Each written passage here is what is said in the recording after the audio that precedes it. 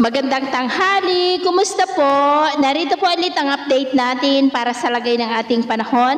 Ngayong tanghali po ng October 18, 2023 na kung saan sa ngayon ay nananatili po na walang anumang banta ng sama ng panahon na ating binabantayan at base po dito sa forecast model na ating ginagamit ay wala rin pong bagyo na namamataan mula rito na tatawid sa ating bansa posibleng hanggang sa matapos ang buwan na ito ay storm free po tayo. Hanging amihan ang nagdudulot ng preskong panahon dito po sa northern part ng Northern Luzon at meron po tayong frontal system na nag-i-extend hanggang dyan po sa may silangang bahagi ng Central Luzon na dahilan po ng maulap na kalangitan na may mga pulupulong pag-ulan dyan po sa silangang bahagi ng Luzon. Kaya ngayong tanghali ay generally fair weather po sa mas malaking bahagi ng ating bansa pero dahil nga sa frontal system ay maulap na kalangitan na may mga pulupulong pag-ulan sa ilang bahagi po ng Cagayan Valley at Bicol Region at maulap na kalangitan rin with isolated rain sa ilang namang bahagi ng Palawan, Sulu Archipelago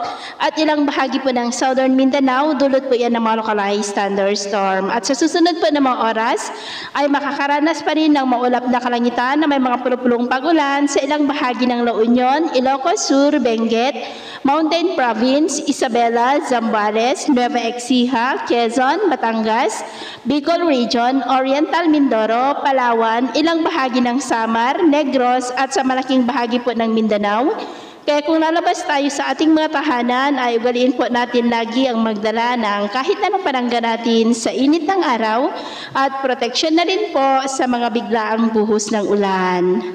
At sa ating namang mga baybayin dahil sa amihan ay maalon po at may kataasan na ang mga alon dyan sa may seaboard ng Batanes, Babuyan Island, Santa Ana, Cagayan, silangang baybayin ng Northern Luzon na ang mga alon po ay posibleng aabot hanggang po sa 1.9 to 2.5 meters height.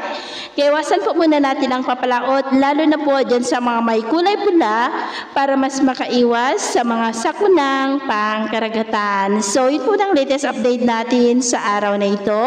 At ako pumili si James na nagsasabing sa kahit na magsubok po na darating sa ating buhay, huwag na huwag po tayong mawawalan ng pag-asa. Thank you and God bless!